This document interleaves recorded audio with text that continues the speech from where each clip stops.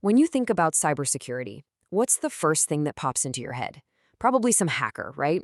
In a dark room, just furiously typing away, trying to crack code and break through digital firewalls.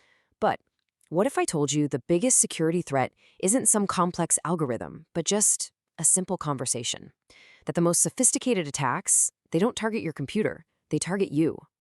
Yeah, it's an uncomfortable truth, isn't it? But it's a really critical one. This whole idea of the weakest link is exactly what we're going to unpack today. Because when an attacker decides to exploit this link, they're not hacking a machine, they're hacking a person. And that's the world of social engineering. Okay, so let's really get into this. The definition you see is key: the art of manipulating people. This isn't about brute force, it's pure psychological deception. It's about tricking someone into opening a door that was supposed to stay locked. The attacker doesn't need to break the lock. They just convince you to hand over the keys. And the scary part? You might not even realize it happened until it's way, way too late. So, why are we so susceptible to this stuff? What makes these attacks so incredibly effective? Well, it all comes down to the human factor, the very things that make us, well, human. Let's break down the psychological triggers these attackers are just waiting to pull. Just look at this list. These aren't software bugs. They are core human emotions.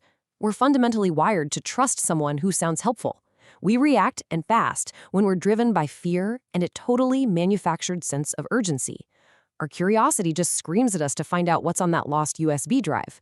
We naturally tend to respect authority. And yeah, sometimes our own greed for a good deal can blind us. A social engineer knows all of this, and they use our own nature against us.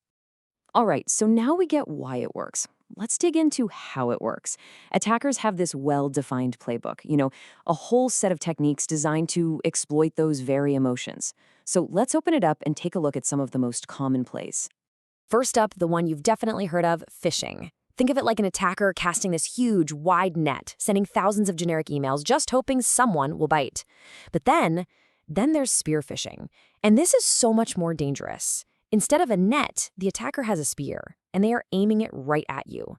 They've done their homework, they know your name, your job, your boss's name, and they create a message so personal and so convincing that it is incredibly hard to spot as a fake.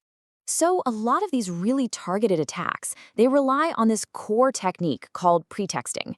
And what this is, it's when the attacker creates a totally made-up scenario, a believable story, or a pretext, just to get you to trust them. It's not just a fake email, it's a whole performance. They're setting a stage, creating a false reality, and they want you to play a part. And this is just a brilliant illustration of how it works. I mean, this one simple sentence is a classic pretext. It's got that sense of urgency, a position of authority, IT support, and a helpful motive. It sounds perfectly normal, right? But it's a trap, designed to get you to willingly hand over your password. Now, if pretexting builds a story to gain your trust, our next technique, baiting, uses a story to exploit your curiosity or your greed. It's exactly what it sounds like. The attacker dangles some kind of irresistible bait in front of you, and they're just banking on the fact that you won't be able to resist taking it. I mean, just imagine this scenario. You find this. The temptation to plug it into your computer just to see, it would be immense, wouldn't it? And yeah, it might sound like something out of a movie, but a version of this technique is actually how the incredibly sophisticated Stuxnet worm is believed to have been delivered. That one little moment of curiosity, it's all an attacker needs. And oh yeah, the playbook doesn't stop there. You've got quid pro quo, literally something for something. That's like an attacker calling you pretending to be tech support and offering a free security upgrade if you'll just give them your password. And then there's the super low-tech but crazy effective tailgating. An attacker, maybe carrying a couple of boxes, just needs you to hold the door to a secure building, and just like that, they're in. So all of these techniques we've talked about are for an outsider trying to get in. But what happens when the threat isn't outside the walls at all? What if they're already inside, maybe even sitting at the desk right next to you? And this brings us to the really complex, really tricky issue of insider threats. The reason these are so dangerous is because the person already has legitimate access. They don't have to phish or tailgate. They already have a key. They are a trusted part of the organization, and that very trust can be turned into the most powerful weapon of all. Now, it's really crucial to understand that not all insider threats are the same. You've got the malicious insider. That's your classic disgruntled employee who's out for revenge or maybe a quick buck. But honestly, more often, you have the negligent insider, someone who just makes a mistake. And finally, there's the compromised insider, who's actually a victim themselves. Their account got hacked, and now it's being used by someone else. These examples really make it hit home.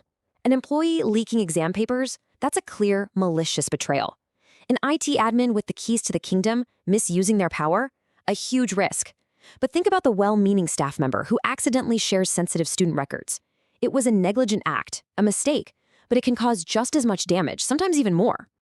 So after all this, it might feel like the human element is just an unsolvable problem. But that's not the whole story. What if we could reframe that whole weakest link idea? What if it's not a permanent vulnerability, but actually our greatest potential strength? And this right here is the key takeaway. The very same human intelligence that attackers try to manipulate is our most powerful shield. By understanding their playbook, by learning to spot the signs of phishing and pretexting and baiting, we can totally turn the tables. Awareness transforms a potential victim into the first line of defense. So I'll leave you with this question to think about. Our instinct to trust is exactly what attackers exploit, but our ability to think critically, to pause, and to decide who and what to trust, well, that's what keeps us safe. The choice of whether it's a weakness or a strength, in the end, that choice lies with us.